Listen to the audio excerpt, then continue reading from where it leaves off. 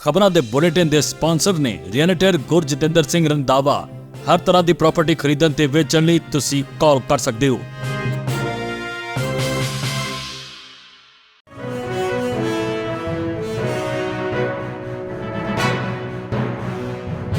ਸਤਿ ਸ਼੍ਰੀ ਅਕਾਲ ਜੀ, ਤੁਸੀਂ ਦੇਖ ਰਹੇ ਹੋ ਪੰਜਾਬ ਮਿਲੀ USA TV ਤੇ ਮੈਂ ਸਰਪੀਰ। ਖਬਰਾਂ ਦੇ ਇਸ ਬੁਲੇਟਿਨ 'ਚ ਬਹੁਤ-ਬਹੁਤ ਸਵਾਗਤ। ਪੇਸ਼ ਆ ਦੇਸ਼ ਨਾਲ ਜੁੜੀਆਂ ਹੋਈਆਂ ਕੁਝ ਖਾਸ ਤੇ ਚੋਣਵੀਆਂ ਖਬਰਾਂ। ਫੈਡਰਲ ਜੱਜ ਨੇ WV ਵਿੱਚ ਪ੍ਰਵਾਸੀਆਂ ਨੂੰ ਗੈਰ ਕਾਨੂੰਨੀ ਜੇਲ੍ਹਾਂ ਵਿੱਚ ਪਾਉਣ ਦੇ ਮਾਮਲੇ ਵਿੱਚ ਟਰੰਪ ਪ੍ਰਸ਼ਾਸਨ ਨੂੰ ਅੰਤਿਮ ਨੋਟਿਸ ਕੀਤਾ ਜਾਰੀ। ਖਮੇਨੀ ਦੀ ਹੱਤਿਆ ਦੇ ਪਿੱਛੇ ਇਜ਼ਰਾਈਲ ਦਾ ਵੱਡਾ ਸਾਈਬਰ ਆਪਰੇਸ਼ਨ, ਹੋਇਆ ਵੱਡਾ ਖੁਲਾਸਾ। ਦੁਬਈ ਤੋਂ ਆਬੂ ਧਾਬੀ ਤੋਂ ਭਾਰਤ ਲਈ ਉਡਾਨਾਂ ਹੋਈਆਂ ਸ਼ੁਰੂ, ਫਸੇ ਹੋਏ ਹਜ਼ਾਰਾਂ ਭਾਰਤੀ ਯਾਤਰੀਆਂ ਨੇ ਲਿਆ ਸੁੱਖ ਦਾ ਸਾਹ। ਅਮਰੀਕਾ ਵਿੱਚ ਈਰਾਨ ਹਮਾਇਤੀ ਵੱਲੋਂ ਗੋਲੀਬਾਰੀ, 2 ਲੋਕਾਂ ਦੀ ਮੌਤ। 34 ਸਾਲਾਂ ਦੇ ਭਾਰਤੀ ਮੂਲ ਦਾ ਇੱਕ ਕਨਵੀਨੀਅੰਸ ਸਟੋਰ ਮੈਨੇਜਰ ਮਿਆਮੀ 'ਚ ਗ੍ਰਿਫਤਾਰ। ਜੰਗਾਂ ਹਮੇਸ਼ਾ ਲਈ ਲੜੀਆਂ ਜਾ ਸਕਦੀਆਂ ਹਨ, ਟਰੰਪ ਹਥਿਆਰਾਂ ਦੀ ਅਸੀਮਿਤ ਸਪਲਾਈ ਦਾ ਮਾਣ ਕਰਦੇ ਹਨ। ਟਰੰਪ ਨੇ ਦਿੱਤਾ ਵੱਡਾ ਬਿਆਨ। ਰਾਸ਼ਟਰਪਤੀ ਵਜੋਂ ਪਹਿਲੀ ਵਾਰ ਵਾਈਟ ਹਾਊਸ ਪੱਤਰਕਾਰਾਂ ਦੇ ਡਿਨਰ ਵਿੱਚ ਸ਼ਾਮਲ ਹੋਣਗੇ ਡੋਨਾਲਡ ਟਰੰਪ। ਹੁਣ ਇਹਨਾਂ ਖਬਰਾਂ ਦਾ ਵਿਸਤਾਰ। ਇਸ ਦੇ ਨਾਲ ਹੀ ਦੇਸ਼ ਤੇ ਵਿਦੇਸ਼ ਨਾਲ ਜੁੜੀਆਂ ਹੋਈਆਂ तमाम ਖਬਰਾਂ।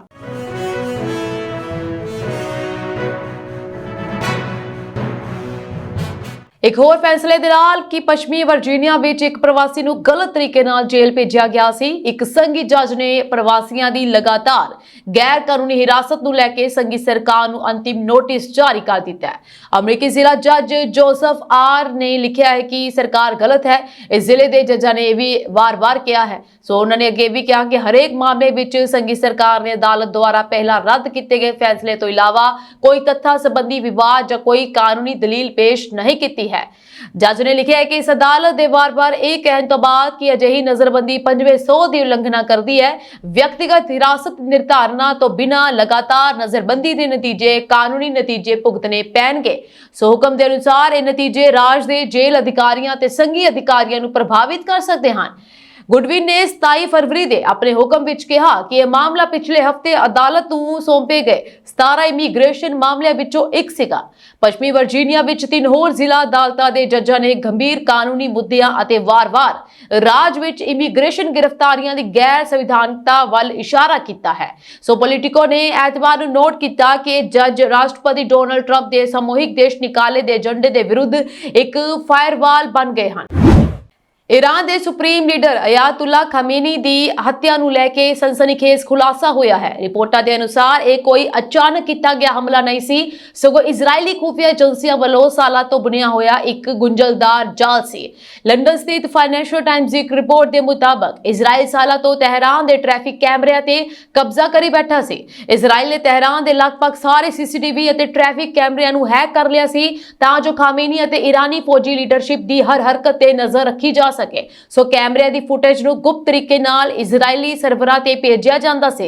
ਇਸ ਦੇ ਨਾਲ ਹੀ ਮੋਬਾਈਲ ਫੋਨ ਨੈਟਵਰਕਸ ਤੱਕ ਪਹੁੰਚ ਬਣਾ ਕੇ ਖਾਮੇਨੀ ਦੇ ਸਹੀ ਸਥਾਨ ਦੀ ਪਛਾਣ ਕੀਤੀ ਗਈ।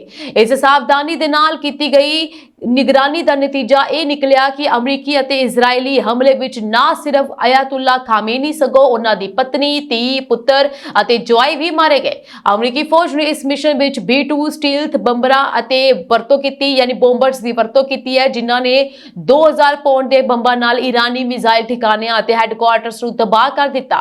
ਬ੍ਰਿਟਿਸ਼ ਅਖਬਾਰ ਦੇ ਨਾਲ ਗੱਲ ਕਰਨ ਵਾਲੇ ਇੱਕ ਅਧਿਕਾਰੀ ਦੇ ਅਨੁਸਾਰ ਇਜ਼ਰਾਈਲ ਨੇ ਈਰਾਨ ਦੀ ਲੀਡਰਸ਼ਿਪ ਅਤੇ ਉਹਨਾਂ ਦੀਆਂ ਗਤੀਵਿਧੀਆਂ ਤੇ ਇਕੱਠੇ ਕੀਤੇ ਜਾ ਰਹੇ ਡੇਟਾ ਨੂੰ ਛਾਂਟਣ ਦੇ ਲਈ AI ਟੂਲਸ ਅਤੇ ਐਲਗੋਰਿਦਮ ਦੀ ਵਰਤੋਂ ਕੀਤੀ ਸੀ। ਇਸ ਨਾਲ ਉਹਨਾਂ ਨੂੰ ਸ਼ਨੀਵਾਰ ਦੀ ਮੀਟਿੰਗ ਤੱਕ ਖਾਮੇਨੀ ਨੂੰ ਟਰੈਕ ਕਰਨ ਵਿੱਚ ਮਦਦ ਮਿਲੀ ਜਿੱਥੇ ਉਹਨਾਂ ਤੇ ਹਮਲਾ ਹੋਇਆ ਸੀ। ਸੋ ਮੋਸਾਦ ਅਤੇ CIA ਨੂੰ ਭਰੋਸਾ ਸੀ ਕਿ ਸੀਨੀਅਰ ਅਧਿਕਾਰੀ ਮੀਟਿੰਗ ਲਈ ਜਾ ਰਹੇ ਹਨ। ਸੂਤਰਾਂ ਅਨੁਸਾਰ CIA ਕੋਲ ਇੱਕ ਮਨੁੱਖੀ ਸਰੋਤ ਵੀ ਸੀ ਜਿਸ ਨੇ ਜ਼ਰੂਰੀ ਖੁਫੀਆ ਜਾਣਕਾਰੀ ਪ੍ਰਦਾਨ ਕੀਤੀ ਸੀ।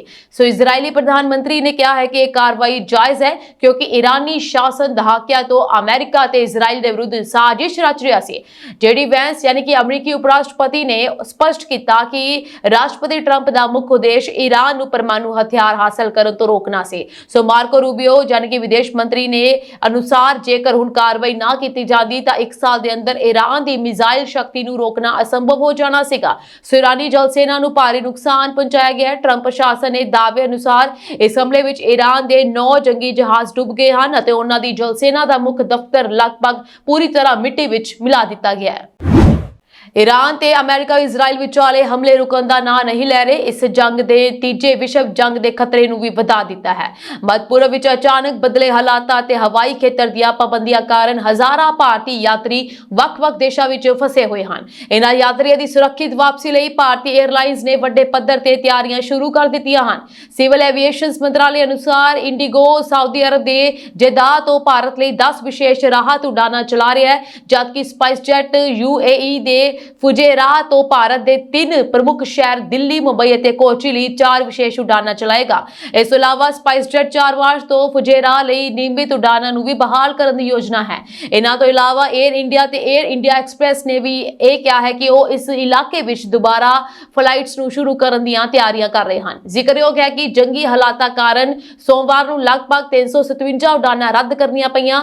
ਹਾਲਾਂਕਿ ਸੋਮਵਾਰ ਸ਼ਾਮ ਤੋਂ ਸਥਿਤੀ ਵਿੱਚ ਸੁਧਾਰ ਹੋਣਾ ਸ਼ੁਰੂ ਹੋਇਆ ਅਤੇ ਫਸੇ ਹੋਏ ਭਾਰਤੀ ਜਹਾਜ਼ਾਂ ਨੇ ਵਾਪਸੀ ਸ਼ੁਰੂ ਕਰ ਦਿੱਤੀ ਹੈ। ਸਿਵਲ ਐਵੀਏਸ਼ਨ ਮੰਤਰਾਲੇ, ਵਿਦੇਸ਼ ਮੰਤਰਾਲੇ ਅਤੇ ਭਾਰਤੀ ਦੂਤਾਵਾਸਾਂ ਨਾਲ ਮਿਲ ਕੇ ਕੰਮ ਕਰ ਰਿਹਾ ਹੈ। ਸਰਕਾਰ ਨੇ ਸਪਸ਼ਟ ਕੀਤਾ ਹੈ ਕਿ ਯਾਤਰੀਆਂ ਦੀ ਸੁਰੱਖਿਆ ਸਭ ਤੋਂ ਉੱਪਰ ਹੈ ਅਤੇ ਰੋਕੇ ਗਏ ਹਵਾਈ ਖੇਤਰ ਤੋਂ ਬਚਣ ਦੇ ਲਈ ਵਿਕਲਪਿਕ ਰਸਤਿਆਂ ਦੀ ਵਰਤੋਂ ਕੀਤੀ ਜਾ ਰਹੀ ਹੈ। ਇਸ ਦੇ ਨਾਲ ਹੀ ਭਾਰਤ ਅਤੇ ਖਾੜੀ ਖੇਤਰ ਵਿਚਕਾਰ ਚੱਲਣ ਵਾਲੀਆਂ ਵਿਦੇਸ਼ੀ 에ਅਰਲਾਈਨਾਂ ਵੀ ਸੀਮਿਤ ਸੰਚਾਲਨ ਕਰ ਰਹੀਆਂ ਹਨ। ਸੋ 에ਅਰਲਾਈਨਾਂ ਵਾਧੂ ਸਮਰੱਥਾ ਤੈਨਾਤ ਕਰ ਰਹੀਆਂ ਹਨ ਤਾਂ ਜੋ ਭੀੜ ਨੂੰ ਘੱਟ ਕੀਤਾ ਜਾ ਸਕੇ। ਸੋ 에ਅਰਲਾਈਨਸ ਨੇ ਯਾਤਰੀਆਂ ਨੂੰ ਅਪੀਲ ਕੀਤੀ ਹੈ ਕਿ ਉਹ ਆਪਣੀ ਉਡਾਨ ਦੇ ਨਵੇਂ ਸਮੇਂ ਬਾਰੇ ਜਾਣਕਾਰੀ ਲਈ ਸੰਬੰਧਿਤ 에ਅਰਲਾਈਨ ਦੀ ਵੈਬਸਾਈਟ ਜਾਂ ਹੈਲਪਲਾਈਨ ਨੰਬਰ ਤੇ ਸੰਪਰਕ ਕਰਨ।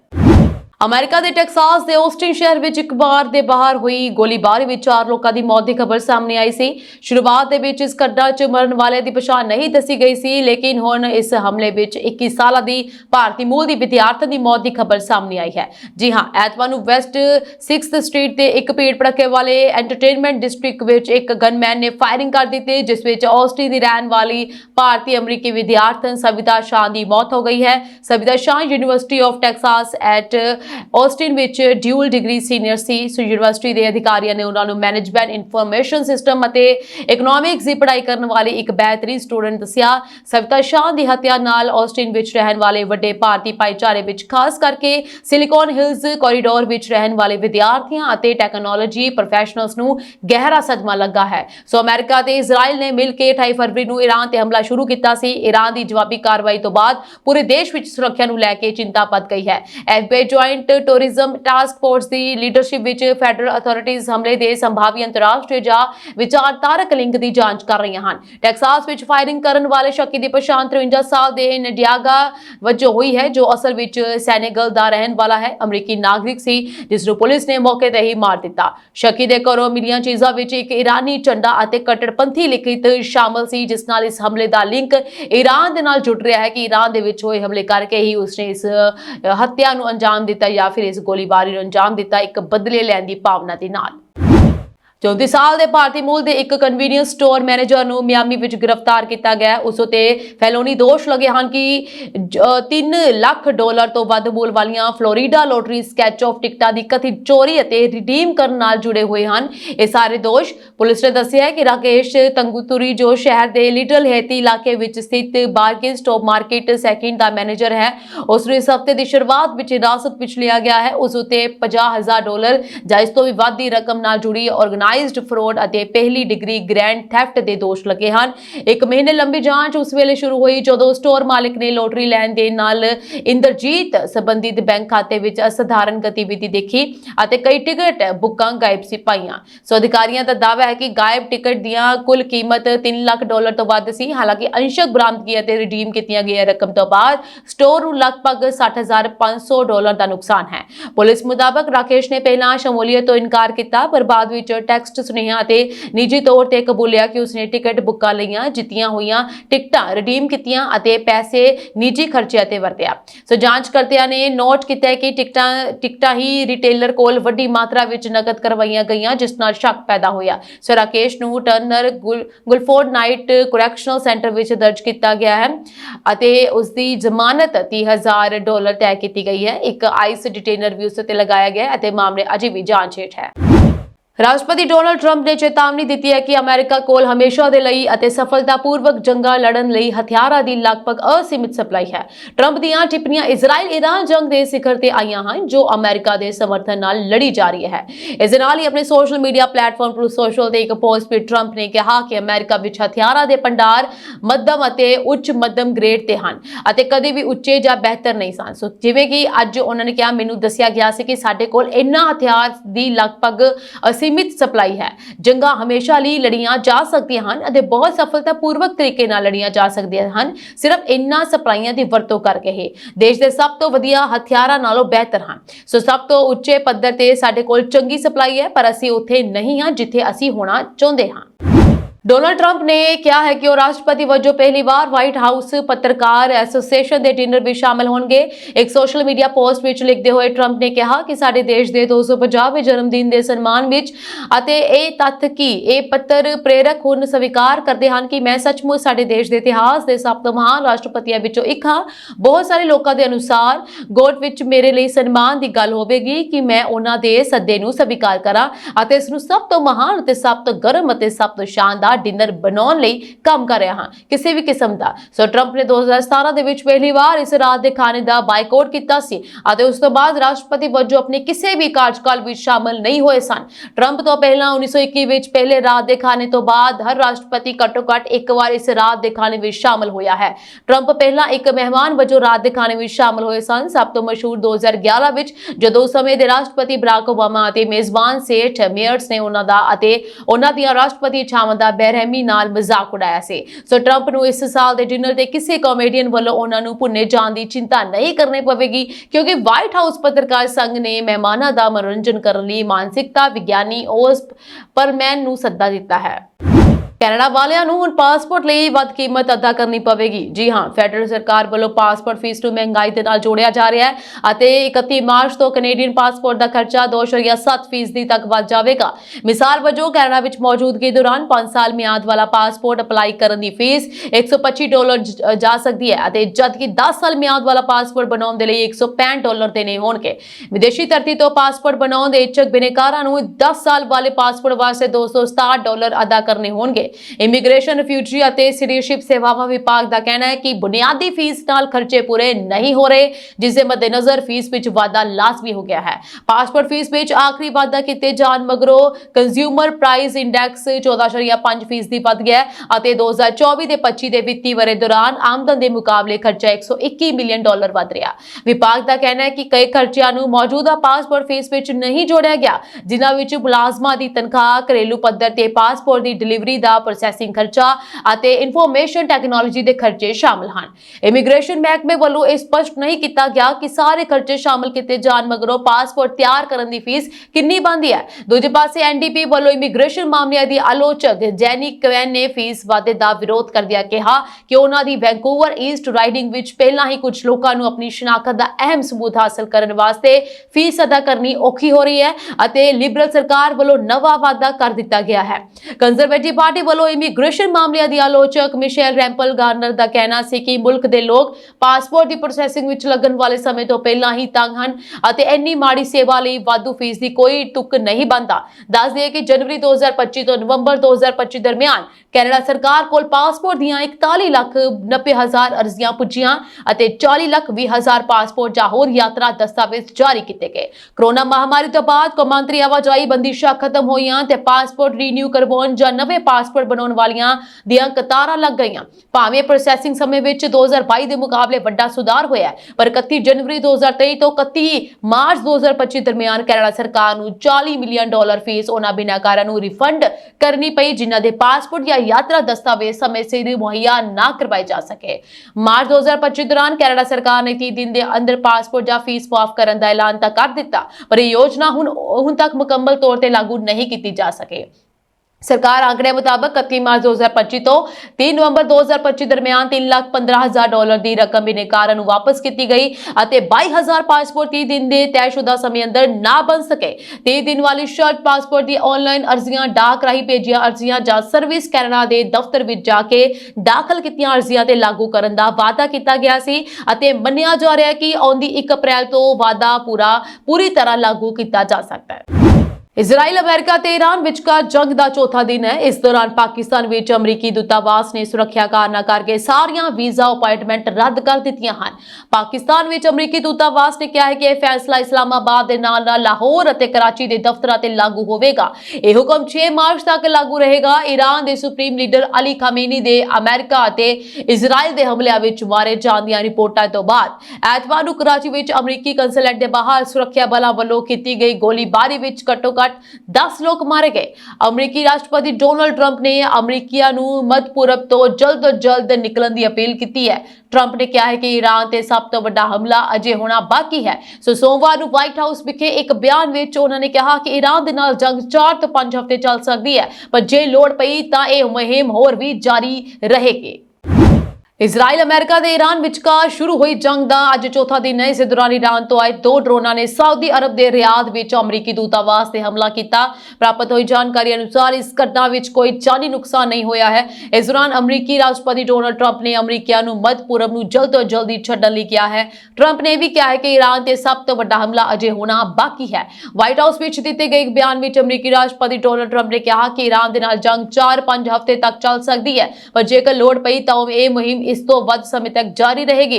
ਟਰੰਪ ਦੇ ਅਨੁਸਾਰ ਅਮਰੀਕੀ ਫੌਜ ਇਸ ਸਮੇਂ ਈਰਾਨ ਵਿੱਚ ਵੱਡੇ ਪੱਧਰ ਤੇ ਫੌਜੀ ਕਾਰਵਾਈ ਕਰ ਰਹੀ ਹੈ। ਅਮਰੀਕਾ ਕੋਲ ਦੁਨੀਆ ਦੀ ਸਭ ਤੋਂ ਵੱਡੀ ਫੌਜ ਹੈ ਅਤੇ ਇਸ ਦੀ ਵਰਤੋਂ ਕੀਤੀ ਜਾ ਰਹੀ ਹੈ। ਟਰੰਪ ਨੇ ਕਿਹਾ ਹੈ ਕਿ ਈਰਾਨ ਨੇ ਆਪਣੇ ਪਰਮਾਣੂ ਪ੍ਰੋਗਰਾਮ ਨੂੰ ਮੁੜ ਸ਼ੁਰੂ ਨਾ ਕਰਨ ਦੀਆਂ ਅਮਰੀਕੀ ਚੇਤਾਵਨੀਆਂ ਨੂੰ ਨਜ਼ਰਅੰਦਾਜ਼ ਕੀਤਾ ਹੈ ਅਤੇ ਇਹ ਕਿਹਾ ਹੈ ਕਿ ਈਰਾਨ ਦਾ ਪਰਮਾਣੂ ਪ੍ਰੋਗਰਾਮ ਇੱਕ ਖਤਰਾ ਬਣਦਾ ਜਾ ਰਿਹਾ ਹੈ। ਅਮਰੀਕਾ ਦੇ ਜੁਆਇੰਟ ਚੀਫ ਆਫ ਸਟਾਫ ਦੇ ਚੇਅਰਮੈਨ ਜਨਰਲ ਡੈਨ ਕੇਨ ਨੇ ਸੋਮਵਾਰ ਨੂੰ ਸ਼ੁਰੂਆਤੀ ਟਾਈਮਲਾਈਨ ਦੀ ਜਾਣਕਾਰੀ ਦਿੱਤੀ ਕਿ ਕਿਸ ਤਰ੍ਹਾਂ ਈਰਾਨ ਦੇ ਵਿਰੁੱਧ ਅਮਰੀਕੀ ਫੌਜੀ ਮੁਹਿੰਮ ਅੱਗੇ ਵਧੀ ਹੈ। ਹੁਣ ਤੱਕ ਦੀ ਜੰਗ ਵਿੱਚ 4 ਅਮਰੀਕੀ ਸੈਨਿਕਾਂ ਦੀ ਮੌਤ ਹੋਈ ਹੈ ਅਤੇ ਇੰਨੇ ਹੀ ਗੰਭੀਰ ਰੂਪ ਵਿੱਚ ਜ਼ਖਮੀ ਵੀ ਹੋਏ ਹਨ। ਕੇਨ ਵੱਲੋਂ ਸਾਂਝੇ ਕੀਤੇ ਗਏ ਕੁਝ ਵੇਰਵਿਆਂ ਅਨੁਸਾਰ ਸਥਾਨਕ ਸਮੇਂ ਮੁਤਾਬਕ 27 ਫਰਵਰੀ ਨੂੰ ਦੁਪਹਿਰ 3:30 ਵਜੇ ਅਮਰੀਕੀ ਸੈਂਟਰਲ ਕਮਾਂਡ ਨੂੰ ਰਾਸ਼ਟਰਪਤੀ ਡੋਨਾਲਡ ਟਰੰਪ ਤੋਂ ਅੰਤਿਮ ਆਦੇਸ਼ ਪ੍ਰਾਪਤ ਹੋਇਆ। ਆਪਰੇਸ਼ਨ ਐਪਿਕ ਫਿਊਰੀ ਨੂੰ ਮਨਜ਼ੂਰੀ ਦਿੱਤੀ ਗਈ, ਕੋਈ ਰੱਦ ਨਹੀਂ ਕੀਤਾ ਗਿਆ। ਇਸ ਇਲਾਵਾ ਇਸ ਤੋਂ ਬਾਅਦ ਅਮਰੀਕੀ ਫੌਜਾਂ ਨੇ ਆਪਣੀਆਂ ਅੰਤਿਮ ਤਿਆਰੀਆਂ ਨੂੰ ਅੰਜਾਮ ਦਿੱਤਾ। ਪਹਿਲੇ ਕਦਮ ਵਜੋਂ ਅਮਰੀਕੀ ਸਾਈਬਰ ਕਮਾਂਡ ਅਤੇ ਅਮਰੀਕੀ ਸਪੇਸ ਕਮਾਂਡ ਨੇ ਈਰਾਨ ਦੀ ਸੰਚਾਰ ਪ੍ਰਣਾਲੀ ਦੀ ਸਮਰੱਥਾ ਨੂੰ ਕਮਜ਼ੋਰ ਕਰ ਦਿੱਤਾ। 28 ਫਰਵਰੀ ਨੂੰ ਸਥਾਨਕ ਸਮੇਂ ਅਨੁਸਾਰ ਰਾਤ 1:15 ਵਜੇ ਜ਼ਮੀਨ ਅਤੇ ਸਮੁੰਦਰ ਤੋਂ 100 ਤੋਂ ਵੱਧ ਲੜਾਕੂ ਜਹਾਜ਼ ਰਵਾਨਾ ਕੀਤੇ ਗਏ। ਪਹਿਲੇ 24 ਘੰਟਿਆਂ ਦੌਰਾਨ 1000 ਤੋਂ ਵੱਧ ਟਿਕਾਣਿਆਂ ਨੂੰ ਨਿਸ਼ਾਨਾ ਬਣਾਇਆ ਗਿਆ। ਕੇਨ ਨੇ ਦੱਸਿਆ ਕਿ 1 ਤੇ 2 ਮਾਰਚ ਨੂੰ ਈਰਾਨ ਦੇ ਸੁਰੱਖਿਆ ਬਲਾਂ ਦੇ ਕਮਾਂਡ ਅਤੇ ਕੰਟਰੋਲ ਕੇਂਦਰਾਂ ਅਤੇ ਬੈਲਿਸਟਿਕ ਮਿਜ਼ਾਈਲ ਟਿਕਾਣਿਆਂ ਤੇ ਹਮਲੇ ਕੀਤੇ ਗਏ। ਇਸ ਵਿੱਚ ਅਮਰੀਕੀ B-2 ਬੰਬਾਰ ਜਹਾਜ਼ ਵੀ ਸ਼ਾਮਲ ਸਨ, ਜਿਨ੍ਹਾਂ ਨੇ ਅਮਰੀਕਾ ਤੋਂ 37 ਘੰਟਿਆਂ ਦੀ ਯਾਤਰਾ ਤੈਅ ਕੀਤੀ। ਨਿਊਯਾਰਕ ਟਾਈਮਜ਼ ਦੀ ਰਿਪੋਰਟ ਦੇ ਅਨੁਸਾਰ ਅਮਰੀਕੀ ਫੌਜੀ ਅਧਿਕਾਰੀਆਂ ਨੇ ਸੋਮਵਾਰ ਨੂੰ ਦੱਸਿਆ ਕਿ ਈਰਾਨ ਵਿਰੁੱਧ ਚਲਾਈਆਂ ਜਾ ਰਹੀਆਂ ਆਪਰੇਸ਼ਨ ਅਜੇ ਆਪਣੇ ਸ਼ੁਰੂਆਤੀ ਪੜਾਅ ਦੇ ਵਿੱਚ ਹੈ। ਪੱਛਮੀ ਏਸ਼ੀਆ ਦੇ ਵਿੱਚ ਹੋਰ ਅਮਰੀਕੀ ਫੌਜੀ ਬਲ ਭੇਜੇ ਜਾ ਰਹੇ ਹਨ। ਅਮਰੀਕਾ ਤੇ ਇਜ਼ਰਾਈਲ ਈਰਾਨ ਵਿਰੁੱਧ ਹਮਲੇ ਜਾਰੀ ਰੱਖਣਗੇ। ਦੂਜੇ ਪਾਸੇ ਅਮਰੀਕੀ ਜਨਰਲ ਡੈਨ ਕੇਨ ਨੇ ਪੱਤਰਕਾਰਾਂ ਦੇ ਨਾਲ ਗੱਲਬਾਤ ਦੌਰਾਨ ਇਹ ਨਹੀਂ ਦੱਸਿਆ ਕਿ ਈਰਾਨ ਵਿਰੁੱਧ ਇਹ ਮੁਹਿੰਮ ਕਿੰਨੀ ਦੇਰ ਤੱਕ ਚੱਲੇਗੀ। ਜੈਫਰੀ ਐਪਸਟੀਨ ਦੇ ਜਿਨਸੀ ਸ਼ੋਸ਼ਣ ਮਾਮਲੇ ਵਿੱਚ ਅਮਰੀਕਾ ਦੇ ਸਾਬਕਾ ਰਾਸ਼ਟਰਪਤੀ ਬਿਲ ਕਲਿੰਟਨ ਦੀ ਇੱਕ ਵੀਡੀਓ ਗਵਾਹੀ ਸਾਹਮਣੇ ਆਈ ਹੈ, ਜਿਸ ਵਿੱਚ ਉਹਨਾਂ ਨੇ ਖੁਦ ਨੂੰ ਐਪਸਟੀਨ ਤੋਂ ਦੂਰ ਰੱਖਣ ਦੀ ਕੋਸ਼ਿਸ਼ ਕੀਤੀ।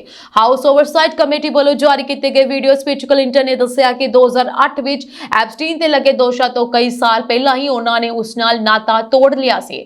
ਕਲਿੰਟਨ ਨੇ ਸੋਚ ਚੁੱਕੇ ਕਿਹਾ ਹੈ ਕਿ ਉਹਨਾਂ ਨੂੰ ਐਪਸਟੀਨ ਦੇ ਗੈਰ ਕਾਨੂੰਨੀ ਕੰਮਾਂ ਜਾਂ ਮਹਿਲਾਵਾਂ ਦੀ ਤਸਕਰੀ ਬਾਰੇ ਕੋਈ ਜਾਣਕਾਰੀ ਨਹੀਂ ਸੀ। ਦੂਜੇ ਪਾਸੇ ਹਿਲੇਰੀ ਕਲਿੰਟਨ ਨੇ ਕਮੇਟੀ ਨੂੰ ਦੱਸਿਆ ਕਿ ਉਹਨਾਂ ਨੂੰ ਐਪਸਟੀਨ ਨਾਲ ਕਦੇ ਮਿਲਣ ਦੀ ਗੱਲ ਯਾਦ ਹੀ ਨਹੀਂ ਹੈ। ਗਵਾਹੀ ਦੌਰਾਨ ਬਿਲ ਕਲਿੰਟਨ ਤੋਂ ਕਈ ਨਿੱਜੀ ਸਵਾਲ ਵੀ ਪੁੱਛੇ ਗਏ, ਜਿਸ ਵਿੱਚ ਇੱਕ ਪੁਲ ਦੀ ਤਸਵੀਰ ਦਾ ਜ਼ਿਕਰ ਕੀਤਾ ਗਿਆ ਸੀ। ਕਲਿੰਟਨ ਨੇ ਸਪਸ਼ਟ ਕੀਤਾ ਕਿ ਉਹ ਤਸਵੀਰ ਚੈਰਿਟੀ ਦੇ ਕੰਮ ਲਈ ਬਰੂਨੇਈ ਦੀ ਯਾਤਰਾ ਦੇ ਦੌਰਾਨ ਸੀ ਅਤੇ ਉਹਨਾਂ ਦਾ ਕਿਸੇ ਵੀ ਔਰਤ ਨਾਲ ਕੋਈ ਗਲਤ ਸੰਬੰਧ ਨਹੀਂ ਰਿਹਾ। ਦਿਲਚਸਪ ਗੱਲ ਇਹ ਰਹੀ ਹੈ ਕਿ ਕਲਿੰਟਨ ਨੇ ਮੌਜੂਦਾ ਰਾਸ਼ਟਰਪਤੀ ਡੋਨਾਲਡ ਟਰੰਪ ਬਾਰੇ ਵੀ ਗੱਲ ਕੀਤੀ ਹੈ। ਉਹਨਾਂ ਨੇ ਦੱਸਿਆ ਕਿ ਲਗਭਗ 20 ਸਾਲ ਪਹਿਲਾਂ ਇੱਕ ਗੋਲਫ ਟੂਰਨਾਮੈਂਟ ਦੌਰਾਨ ਉਹਨਾਂ ਦੀ ਟਰੰਪ ਦੇ ਨਾਲ ਐਪਸਟੀਨ ਬਾਰੇ ਮਾਮੂਲੀ ਚਰਚਾ ਹੋਈ ਸੀ, ਪਰ ਟਰੰਪ ਨੇ ਕਦੇ ਅਜਿਹੀ ਕੋਈ ਗੱਲ ਨਹੀਂ ਕਹੀ ਜਿਸ ਨਾਲ ਐਪਸਟੀਨ ਦੇ ਨਾਲ ਉਹਨਾਂ ਦੇ ਕਿਸੇ ਗਲਤ ਸੰਬੰਧ ਦਾ ਸ਼ੱਕ ਪਵੇ। ਇਸ ਖੁਲਾਸੇ ਨੇ ਅਮਰੀਕੀ ਸਿਆਸੀ ਇੱਕ ਨਵਾਂ ਚਰਚਾ ਛੇੜ ਦਿੱਤਾ, ਯਾਨੀ ਕਿ ਅਮਰੀਕੀ ਸਿਆਸਤ ਦੀ ਇੱਕ ਨਵੀਂ ਚਰਚਾ ਜਿਹੜੀ ਆ ਉਹ ਛਿੜ ਚੁੱਕੀ ਹੈ। ਇੱਕ ਪਾਸੇ ਅਮਰੀਕਾ ਤੇ ਇਜ਼ਰਾਈਲ ਨੇ ਈਰਾਨ ਨਾਲ ਜੰਗ ਛੇੜੀ ਹੋਈ ਹੈ, ਉੱਥੇ ਪਾਕਿਸਤਾਨ ਤੇ ਅਫਗਾਨਿਸਤਾਨ ਵਿਚਾਲੇ ਵੀ ਤਾਬੜਤੋੜ ਹਮਲੇ ਲਗਾਤਾਰ ਜਾਰੀ ਹਨ। ਇਸ ਦੌਰਾਨ ਅਫਰੀਕੀ ਦੇਸ਼ ਸੁਡਾਨ ਤੋਂ ਇੱਕ ਸਨਸਨੀਖੇਜ਼ ਖਬਰ ਸਾਹਮਣੇ ਆ ਰਹੀ ਹੈ, ਜਿੱਥੋਂ ਦੇ ਰੁਵੇਂਗ ਪ੍ਰਬੰਧਕੀ ਖੇਤਰ ਵਿੱਚ ਐਤਵਾਰ ਤੜਕੇ ਹੋਏ ਇੱਕ ਬੇहद ਭਿਆਨਕ ਹਮਲੇ ਨੇ ਪੂਰੀ ਦੁਨੀਆ ਨੂੰ ਹਿਲਾ ਕੇ ਰੱਖ ਦਿੱਤਾ ਹੈ। ਰਿਪੋਰਟਾਂ ਦੇ ਅਨੁਸਾਰ ਹਥਿਆਰਬੰਦ ਨੌਜਵਾਨਾਂ ਦੇ ਇੱਕ ਸਮੂਹ ਨੇ ਐਬੀਐਮ ਨੋਮ ਕਾਉਂਟੀ ਵਿੱਚ ਉਸ ਸਮੇਂ ਹਮਲਾ ਕੀਤਾ ਜਦੋਂ ਲੋਕ ਗੂੜੀ ਨੀਂਦ ਵਿੱਚ ਸੁੱਤੇ ਹੋਏ ਸਨ। ਰੁਵੇਂਗ ਦੇ ਸੂਚਨਾ ਮੰਤਰੀ ਜੇਮਸ ਵਿਜੋਕ ਨੇ ਪੁਸ਼ਟੀ ਕੀਤੀ ਹੈ ਕਿ ਇਸ ਹਮਲੇ ਵਿੱਚ 169 ਲੋਕਾਂ ਦੀ ਮੌਤ ਹੋ ਗਈ ਹੈ, ਜਿਨ੍ਹਾਂ ਵਿੱਚ 90 ਬੱਚੇ, ਔਰਤਾਂ ਤੇ ਬਜ਼ੁਰਗ ਸ਼ਾਮਲ ਹਨ। ਇਸ ਤੋਂ ਇਲਾਵਾ ਹਮਲਾਵਰਾਂ ਨਾਲ ਲੋਹਾ ਲੈਂਦੇ ਹੋਏ ਪੁਲਿਸ ਅਤੇ ਖੇਤਰੀ ਬਲਾਂ ਦੇ 79 ਮੈਂਬਰ ਵੀ ਸ਼ਹੀਦ ਹੋ ਗਏ ਹਨ। ਹਮਲੇ ਵਿੱਚ ਖੇਤਰ ਦੇ ਕਮਿਸ਼ਨਰ ਅਤੇ ਕਾਰਜਕਾਰੀ ਨਿਰਦੇਸ਼ਕ ਸਮੇਤ ਕਈ ਉੱਚ ਸਥਾਨਕ ਅਧਿਕਾਰੀ ਵੀ ਮਾਰੇ ਗਏ ਹਨ। ਹਮਲਾਵਰਾਂ ਨੇ 3 ਤੋਂ 4 ਘੰਟੇ ਤੱਕ ਇਲਾਕੇ ਵਿੱਚ ਤਾਂਡਵ ਮਚਾਇਆ। ਉਹਨਾਂ ਨੇ ਕਈ ਘਰਾਂ ਤੇ ਬਾਜ਼ਾਰਾਂ ਨੂੰ ਅੱਗ ਲਗਾ ਦਿੱਤੀ। 50 ਤੋਂ ਵੱਧ ਲੋਕ ਗੰਭੀਰ ਜ਼ਖਮੀ ਹੋਏ ਹਨ, ਜਿਨ੍ਹਾਂ ਦਾ ਇਲਾਜ ਗੁਆਂਢੀ ਇਲਾਕਿਆਂ ਵਿੱਚ ਚੱਲ ਰਿਹਾ ਹੈ। ਇਸ ਤੋਂ ਇਲਾਵਾ ਰੋਵੇਂਗ ਦੇ ਅਧਿਕਾਰੀਆਂ ਨੇ ਦੋਸ਼ ਲਗਾਇਆ ਕਿ ਹਮਲਾਵਰ ਗੁਆਂਢੀ ਯੂਨਿਟੀ ਸਟੇਟ ਤੋਂ ਆਏ ਸਨ ਅਤੇ ਸੁਡਾਨ ਪੀਪਲਸ ਲਿਬਰੇਸ਼ਨ ਆਰਮੀ ਇਨ ਆਪੋਜੀਸ਼ਨ ਨਾਲ ਜੁੜੇ ਹੋਏ ਸਨ। ਹਾਲਾਂਕਿ SPLM 10 ਨੇ ਇਨ੍ਹਾਂ ਦੋਸ਼ਾਂ ਨੂੰ ਸਿਰੇ ਤੋਂ ਇਨਕਾਰ ਦਿੱਤਾ ਹੈ। ਸੰਯੁਕਤ ਰਾਸ਼ਟਰ ਮਿਸ਼ਨ ਨੇ ਦੱਸਿਆ ਕਿ ਲਗਭਗ 1000 ਆਮ ਲੋਕਾਂ ਨੇ ਜਾਨ ਬਚਾਉਣ ਦੇ ਲਈ ਉਹਨਾਂ ਦੇ ਬੇਸ ਕੋਲ ਸ਼ਰਨ ਲਈ ਹੈ। ਮਿਸ਼ਨ ਨੇ ਹਿੰਸਾ ਨੂੰ ਤੁਰੰਤ ਰੋਕਣ ਦੀ ਅਪੀਲ ਕੀਤੀ ਹੈ। ਸਰਕਾਰੀ ਫੌਜਾਂ ਦੀ ਜਵਾਬੀ ਕਾਰਵਾਈ ਤੋਂ ਬਾਅਦ ਹਮਲਾਵਰਾਂ ਨੂੰ ਖਦੇੜ ਦਿੱਤਾ ਗਿਆ ਹੈ ਅਤੇ ਹੁਣ ਸਥਿਤੀ ਕੰਟਰੋਲ ਹੇਠ ਦੱਸੀ ਜਾ ਰਹੀ ਹੈ। ਪਰ ਇਸ ਘਟਨਾ ਨੇ ਸੁਡਾਨ ਵਿੱਚ ਵੱਡੇ ਪੱਧਰ ਤੇ ਗ੍ਰਹਿ ਯੁੱਧ ਛਿੜਨ ਦੇ ਖਤਰੇ ਨੂੰ ਮੁੜ ਹਵਾ ਦੇ ਦਿੱਤੀ ਹੈ। ओमान ने कहा है कि ओमान की खाड़ी च मार्शल द्वीप समूह के झंडे वाले तेल टैंकर ते ड्रोन हमला किया गया, जिस विच जहाज ते सवार टीम का एक मैंबर हलाक हो गया है। मृतक भारत नाल संबंधित दस्सिया जा रहा है। सरकारी ओमान न्यूज़ एजेंसी ने सल्तनत की राजधानी मस्कट के साहिल तो दूर ओमान की खाड़ी च होए इस हमले की खबर दी। इसने टैंकर की पछाण MKDVIOM वजों दसी है। ईरान फारस की खाड़ी च हरमूज जल मार्ग नेड़े आने वाले जहाज़ों को लगातार धमकियां दे रहा है ਅਤੇ ਮੰਨਿਆ ਜਾ ਰਿਹਾ ਹੈ ਕਿ ਉਸਨੇ ਕਈ ਹਮਲੇ ਕੀਤੇ ਹਨ, ਜਿਸ ਵਿੱਚ ਇੱਕ ਹਮਲਾ ਹੁਣ ਹੋਇਆ ਜਿਸ ਵਿੱਚ ਇੱਕ ਭਾਰਤੀ ਦੀ ਮੌਤ ਹੋ ਗਈ ਦੱਸੀ ਜਾ ਰਹੀ ਹੈ। ਅਮਰੀਕਾ ਤੇ ਇਜ਼ਰਾਈਲ ਨੇ ਮਿਲ ਕੇ ਈਰਾਨ ਤੇ ਹਮਲਾ ਕੀਤਾ। ਈਰਾਨ ਨੇ ਵੀ ਇਹਨਾਂ ਦੋਵਾਂ ਦੇਸ਼ਾਂ ਦੇ ਹਮਲਿਆਂ ਦਾ ਜਵਾਬ ਦਿੱਤਾ ਹੈ। ਲੈਬਨਾਨ ਵਿੱਚ ਸਥਿਤ ਉਗਰਵਾਦੀ ਸੰਗਠਨ ਹਿਜ਼ਬੁੱਲਾ ਵੀ ਈਰਾਨ ਦੇ ਸੁਪਰੀਮ ਲੀਡਰ ਖਾਮੇਨੀ ਦੀ ਮੌਤ ਤੋਂ ਬਾਅਦ ਇਸ ਜੰਗ ਵਿੱਚ ਸ਼ਾਮਲ ਹੋ ਗਿਆ ਹੈ। ਹਿਜ਼ਬੁੱਲਾ ਨੇ ਇਜ਼ਰਾਈਲ ਵਿੱਚ ਕਈ ਧਮਾਕੇ ਕੀਤੇ ਹਨ। ਦੂਜੇ ਪਾਸੇ ਹੁਣ ਇਜ਼ਰਾਈਲ ਨੇ ਹਿਜ਼ਬੁੱਲਾ ਦੇ ਸਪੋਰਟ ਬੇਸ ਬੈਰੂਤ ਤੇ ਦਹਿਆ ਤੇ ਹਮਲਾ ਕੀਤਾ ਹੈ, ਜਿਸ ਕਾਰਨ ਹਜ਼ਾਰਾਂ ਲੋਕ ਬੇਘਰ ਹੋ ਗਏ ਹਨ। ਸੋ ਈਰਾਨ ਦੀ ਇਸਲਾਮਿਕ ਰੈਵੋਲੂਸ਼ਨਰੀ ਗਾਰਡ ਕੋਪਸ ਨੇ ਦੱਸਿਆ ਹੈ ਕਿ ਉਸਨੇ ਮੰਗਲਵਾਰ ਸਵੇਰੇ ਬਹਿਰੀਨ ਦੇ ਸ਼ੇਖ ਈਸਾ ਇਲਾਕੇ ਵਿੱਚ ਸਥਿਤ ਅਮਰੀਕੀ 에ਅਰਬੇਸ ਤੇ ਵੱਡਾ ਡਰੋਨ ਅਤੇ ਮਿਜ਼ਾਈਲ ਹਮਲਾ ਕੀਤਾ ਹੈ। ਇਹ ਸਾਂਝੀ ਦੇਸ਼ ਵਿਦੇਸ਼ ਨਾਲ ਜੁੜੀਆਂ ਹੋਈਆਂ ਕੁਝ ਖਾਸ ਤੇ ਚੋਣਵੀਆਂ ਖਬਰਾਂ ਔਰ ਅਪਡੇਟਸ ਨਾਲ ਜੁੜੇ ਰਹਿਣ ਦੇ ਲਈ ਤੁਸੀਂ ਬਨੇ ਰਹੋ ਪੰਜਾਬ ਮਿਲੀ USA ਟੀਵੀ ਦੇ ਨਾਲ। ਤੁਹਾਡੇ ਸਭ ਦਾ ਬਹੁਤ ਬਹੁਤ ਧੰਨਵਾਦ।